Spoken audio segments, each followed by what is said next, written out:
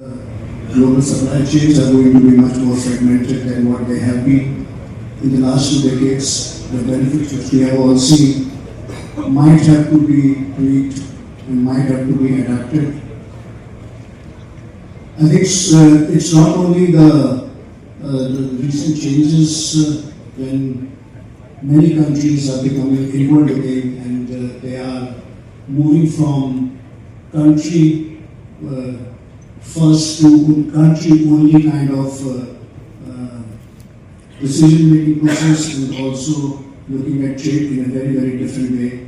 The examples have been given already so far, so I wouldn't repeat them.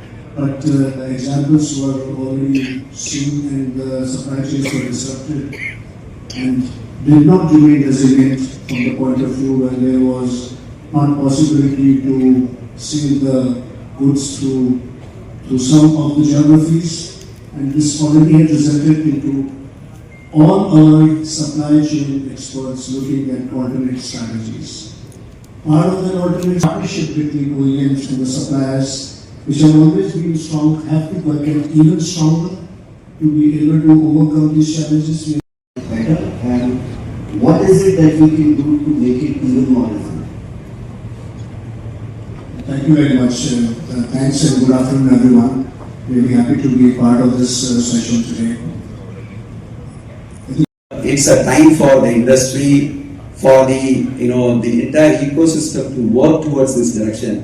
And if we can do that together in a much more better way, we can. And these companies can always overcome by doing all these activities. Probably we can come back on as to this directional thing as an industry CV we are doing as a company, what Ashok and Switch are actually planning to do, and we continue to work on this direction. Thank you. Thank you, sir. I wish the world does. Slashing करने के बाद इस sector पे क्या impact हुआ? It is favourable unfavourable? देखिए, जहाँ तक ऑटो कंपोनेंट इंडस्ट्री का सवाल है, हम जीएसटी में जो रैशनलाइजेशन हुआ है, हम उसका तहे दिल से स्वागत करते हैं और ये हमारी इंडस्ट्री के लिए बहुत ही बेनिफिशियल है।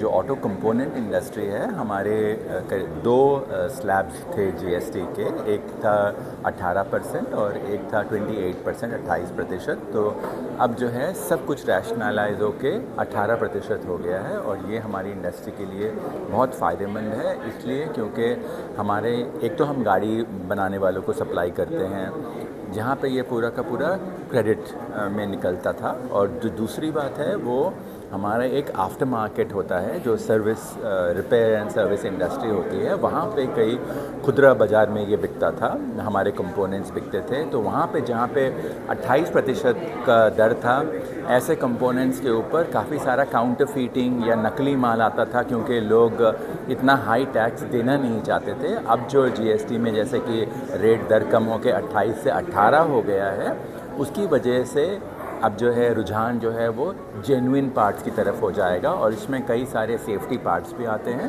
तो ये आम जनता के लिए भी बहुत फ़ायदेमंद रहेगा। कुल मिला के जो जीएसटी का रैशनलाइजेशन है, से डोमेस्टिक मार्केट जो है वो पहले से अभी ठीक हो जाएगा। हाँ, बिल्कुल बिल्कुल, उसको बढ़ावा मिलेगा। तो ये डोमेस्टिक मार्केट की जो अभी जो पहले जो था, अभी जो स्लैश के बाद जो हो गया, who will monitor this one?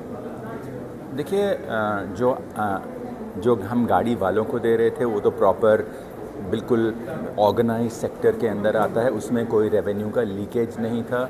जो खुदरा बाज़ार में जो रिपेयर एंड सर्विस इंडस्ट्री होती थी, उसके अंदर लीकेज होता था, पर वो मार्केट इतनी ज़्यादा कॉम्पिटिटिव है कि अगर आप पास ऑन नहीं करेंगे बेनिफिट को तो आपके धंधा बंद हो जाएगा। तो मतलब इसमें मॉनिटर करने की कोई आवश्यकता ही नहीं है, वो कंपटीशन अपने आप आपको बाध्य कर देगा कि आप वो बेनिफिट को पास ऑन करें। Thank you very much. Thank you.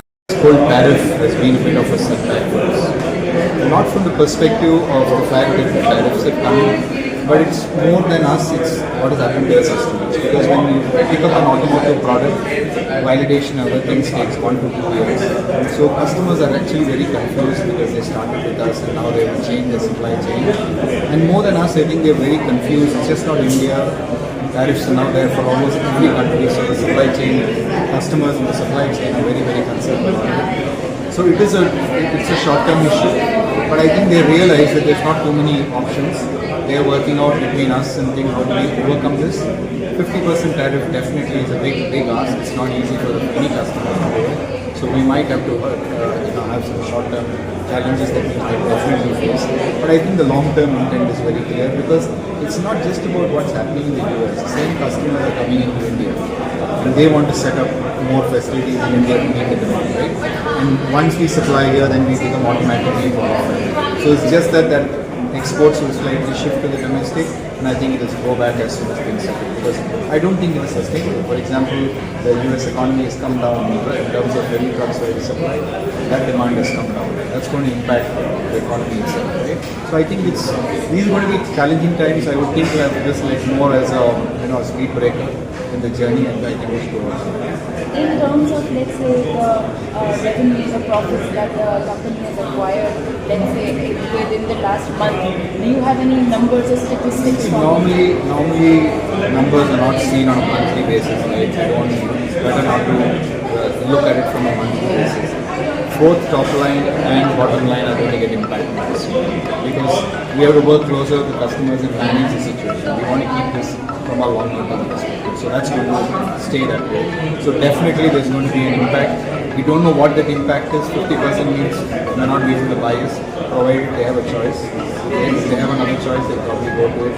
But if it's coming from a country where tariffs are still high, then it's the same thing, right? So there will be some give and take. And in terms of, let's say, raw materials or steels and alloy, how much of Small portion in the past that was from China. Now that's reduced drastically. It's probably about 10% now, but I think that's domestic. and the recent initiative, and it's been happening for long, but I'd say more push for the Indian consumer to start scrapping their old vehicles, and from that scrap we derive the raw materials, rare earth